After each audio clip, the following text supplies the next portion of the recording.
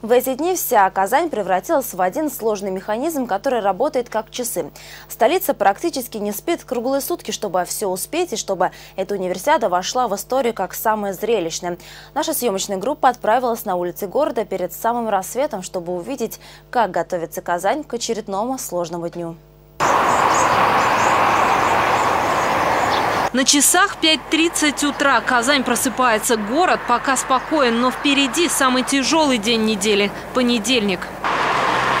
О том, что эти 12 дней Казань живет и дышит универсиадой, ранним утром напоминают лишь анонсы предстоящих игр, афиши и одинокие бегуны. Их в столице стало больше. Вячеслав Мочалов, арбитр из Саранска, приехал в Казань работать на универсиаде. Сам спортсмен и сторонник здорового образа жизни. Благодаря бегу заодно, говорит, изучает Казань и знакомится с новыми людьми. Сейчас я поздоровался, пробежал студент. Там вот на той дамбе бежали юноша с девушкой.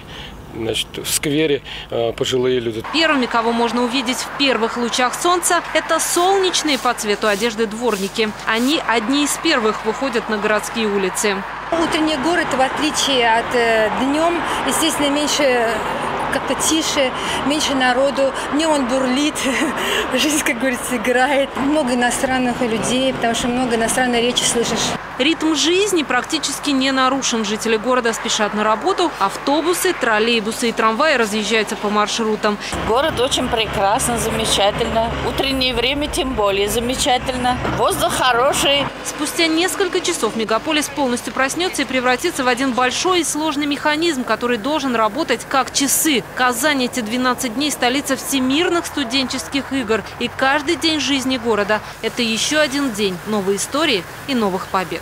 Елена Веселова, Артем Шарипов, Андрей Ключников. Столица.